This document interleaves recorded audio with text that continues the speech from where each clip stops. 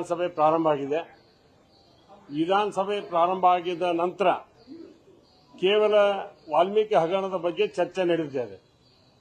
ನಾನು ಹಗರಣವನ್ನು ಸಮರ್ಥನೆ ಮಾಡ್ಕೊತೀನಿ ಅಥವಾ ಅದ್ರ ಬಗ್ಗೆ ಮಾತನಾಡಬಾರ್ದು ಅನ್ನೋದಲ್ಲ. ವಿರೋಧ ಪಕ್ಷಗಳಾಗಿ ವಿರೋಧ ಪಕ್ಷದ ಕೆಲಸವನ್ನು ಅವ್ರು ಮಾಡಬೇಕು.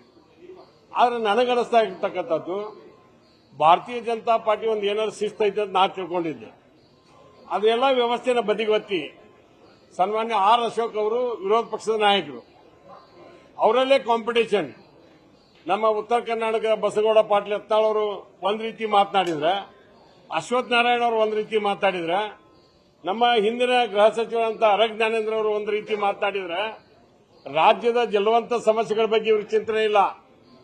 ಕೇಂದ್ರ ಸರ್ಕಾರದ ಇವತ್ತು ಅವ್ರದೇ ಇದೆ. ಮಹದಾಯಿ ಕಸ ಬಂಡ್ರಿ ಯಾಕೆ ಜಾರಿ ಮಾಡ್ತಾ ಇಲ್ಲ? ಮೇಕೆದಾಟಿಗೆ ಯಾಕೆ ಅನುಮತಿ ಕೊಡ್ತಾ ಇಲ್ಲ? ಕಾವೇರಿ ಕೃಷ್ಣ ಎತ್ತರ ಮಾಡಲಿಕ್ಕೆ ಅದಕ್ಕೆ ತಾವ್ಯಾಕೆ ಕ್ರಮ ತಗೋತಾ ಇಲ್ಲ? ಇಂಥ ಜಲವಂತ ಸಮಸ್ಯೆಗಳ ಬಗ್ಗೆ ಇಲ್ಲ. ಪ್ರಧಾನಮಂತ್ರಿ ಫಸಲ್ ಬಿಮಾ ಯೋಜನೆ ರೈತರಿಗೆ ಮುಟ್ತಾ ಇಲ್ಲ. ಬರಗಾಲ ಪರಿಹಾರಕ್ಕೆ ಹೆಚ್ಚಿನ ದುಡ್ಡು ನಿಮ್ಮ ಕೇಂದ್ರ ಸರ್ಕಾರದ ಅಲ್ಲಿ ಹೋರಾಟ ಮಾಡಿರಲ್ಲ. ರಾಜ್ಯ ಸರ್ಕಾರದ ಹಿಂದೆ ಅನಂತಕುಮಾರ್ ಅವರು ಸಚಿವರಾಗಿದ್ರು, ಕೇಂದ್ರ ಸಚಿವರಾಗಿ. ರಾಜ್ಯದ ಜಲ ಮತ್ತು ನೆಲ ಪ್ರಶ್ನೆ ಬಂದಾಗ ಅವರ ಮುಖಂಡತ್ವದಲ್ಲಿ ನಾವೆಲ್ಲರೂ ಹೋಗಿ ಪ್ರಧಾನಮಂತ್ರಿಗಳಿಗೆ ಭೇಟಿ ಮಾಡ್ತಿದ್ವಿ. ಅಂತ ಜಲವಂತ ಸಮಸ್ಯೆಗಳಿಗೆ ಚರ್ಚೆ ಆಗಬೇಕು. ವಿಧಾನಸಭೆಗೆ ಒಂದು ವಾರ ಪೂರ್ತಿ ಇದಕ್ಕೆ ಟೈಮ್ ತಗೊಂಡ್ಬಿಟ್ವಿ.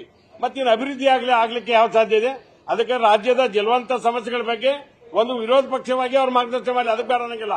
ಬರೀ ವಿರೋಧ ಮಾಡ್ಬೇಕಂತ ಮಾಡೋದು, ಬರೀ ಪ್ರಚಾರ ತಗೊಳ್ಳೋದು, ಇದು ಒಳ್ಳೆ ಬೆಳವಣಿಗೆ ಅಲ್ಲ ಅಂತ ನಂದು ಒಂದು ಹೇಳ್ತೇನೆ.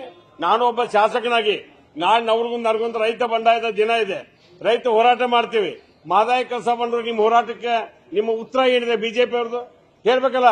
ಕೇಂದ್ರ ಸಚಿವರಂತ ಸನ್ಮಾನ್ಯ ಪ್ರಹ್ಲಾದ್ ಜೋಶಿ ಸಾಹೇಬರು ನಮ್ಮ ಸಂಸದರು, ಇವರೆಲ್ಲ ನಮ್ಮ ರಾಜ್ಯದ ಎಲ್ಲ ಎಂಎಲ್ಎಗಳು ಒತ್ತಾಯ ಮಾಡಬೇಕು. ಅದಕ್ಕೆ ನಾ ಹೇಳ್ತಕ್ಕಂಥದ್ದು ರಾಜ್ಯದ ಜಲವಂತ ಸಮಸ್ಯೆಗಳ ಬಗ್ಗೆ ಚರ್ಚೆ ಆಗಬೇಕು. ಕೇವಲ ಕಾಲಹರಣ ಮಾಡ್ತಕ್ಕಂಥದ್ದು ಒಳ್ಳೆ ಬೆಳವಣಿಗೆ ಅಲ್ಲ ಅನ್ನೋದು ಹೇಳಲಿಕ್ಕೆ ಬಯಸ್ತೇನೆ. ನ್ಯೂಸ್ ಫಸ್ಟ್ ನಿರ್ಭೀತಿಯಿಂದ ನಿಮ್ಮ ಪರವಾಗಿ.